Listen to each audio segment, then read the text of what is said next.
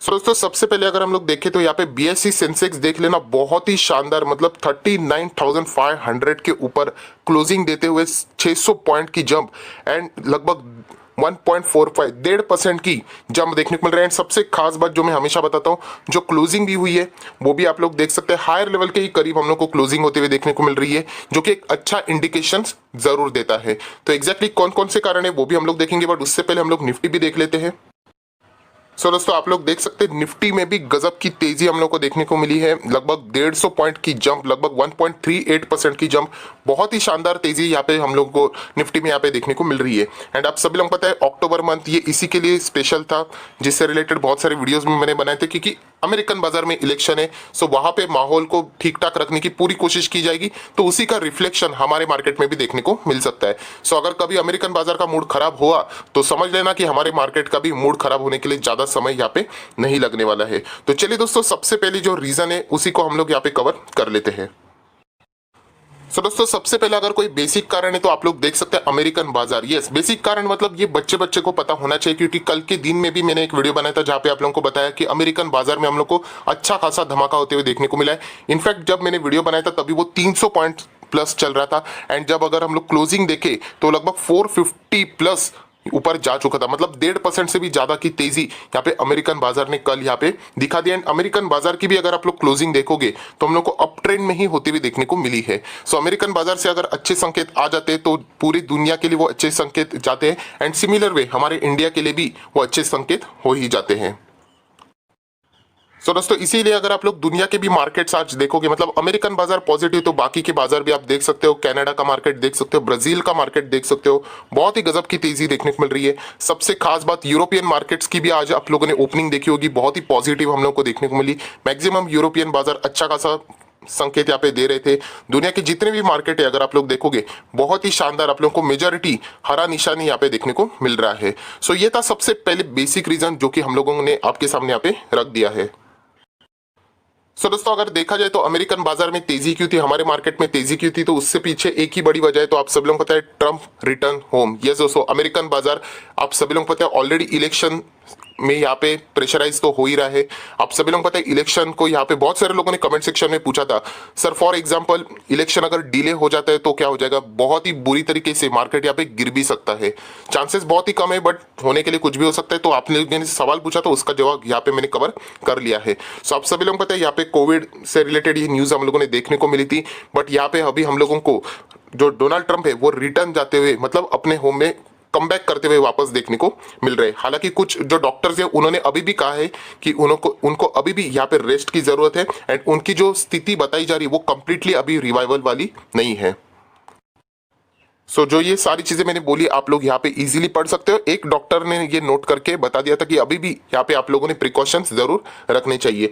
सो दोस्तों ये था एक नॉर्मल वजह। इनफैक्ट मैं आप लोगों को एक छोटी सी ऐसी जो उड़ती उड़ती खबरें बाजार में आ रही है उसी से रिलेटेड बताना चाहूंगा कि बहुत सारे लोग ये भी बोल रहे कि इतना तेजी से कोरोना वायरस ट्रम्प, मतलब इतने जल्दी वो बाहर कैसे आ गए। सो बहुत सारे लोग ये भी पूछ रहे थे, ऑब्वियसली ये सब सोशल नेटवर्किंग के ऊपर चलने वाली चीजें, कि क्या ये सच में वो कोविड से इम्पैक्ट थे भी या नहीं थे, इसके ऊपर भी बहुत सारे लोग डाउट कर रहे हैं। क्योंकि पॉलिटिशियन आप सभी लोगों को पता है इलेक्शन है तो किसी भी हद तक जा सकता है। सिर्फ मैं बातें जो सोशल नेटवर्किंग पे चल रही है वो मैं सिर्फ बता रहा हूँ, ऑब्वियसली मुझे एक्चुअल में खबर क्या है वो नहीं पता है। सो आप लोग भी समझ सकते हो कि ऐसी चीजें हो सकती है जो कि बहुत सारे अमेरिकन बाजार में भी चर्चा करते हुए हम लोग को देखने को मिल रही है।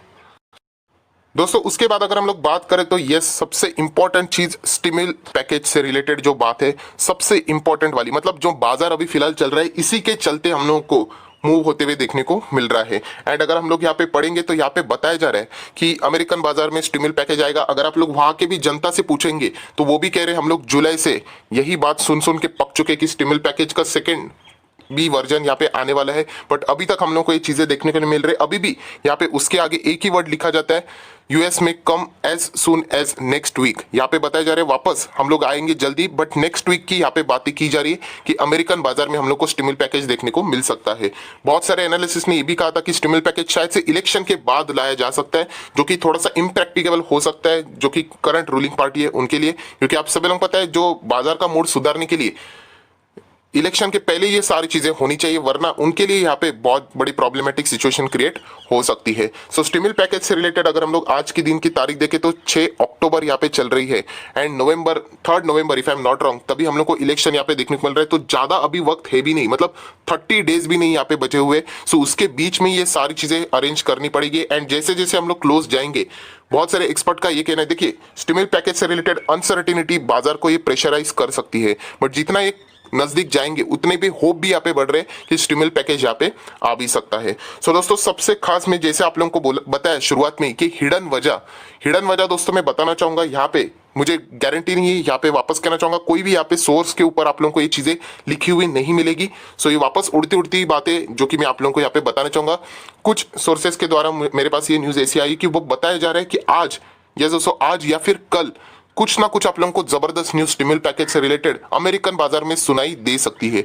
अभी मेरे पास कोई इसका प्रूफ नहीं है कि ये सच है या झूठ है, ये तो हम लोगों को जो न्यूज मेरे पास आई है मैं खुद इसको क्रॉस वेरिफिकेशन करके देखने के लिए मार्केट यहाँ पे ट्रैक करने वाले अमेरिकन बाजार में यहाँ पे ऐसा कुछ होता है भी या नहीं। सो यही बताया जा रहा है कि शायद से आज या फिर कल की बात यहाँ पे की जा रही है कि कुछ ऐसा यूएस में स्टिमुल पैकेज से रिलेटेड बड़ा अनाउंसमेंट हो सकता है, शायद से आ भी सकता है, ऐसा भी हो सकता है जो जिसके चांसेस बहुत ही कम है, बट ऐसी न्यूज फिलहाल हम लोगों को बाजार में घूमती हुई देखने को यहाँ पे मिल रही है। सो इसके चलते भी बाजार में शायद से रफ्तार पकड़ी होगी, क्योंकि आप सभी लोगों को पता है बड़े प्लेयर्स होते हैं उनके पास सारी खबरें होती है, जो छोटे प्लेयर्स होते हैं उनके पास हमेशा आखिर में खबरें आ जाती है। सो एनीवेज इस न्यूज के कारण हम लोग कह सकते हैं कि बाजार में तेजी यहाँ पे बनी हुई है एंड ये तेजी सस्टेन रहने के भी चांसेस यहाँ पे और भी हम लोग को देखने को मिल रहे हैं। साइज कितना रह सकता है तो बताया जा रहा था फिलहाल $2.3 ट्रिलियन की भी यहाँ पे बात की जा रही है, जो कि किसी को भी नहीं पता। ये सब कुछ हर कोई अपना अनुमान लगाने की कोशिश यहाँ पे कर रहा है। सो एक्चुअल अनाउंसमेंट जब होगा तभी हम लोग देख लेंगे। अगर as per the expectation स्टिमुल package नहीं आया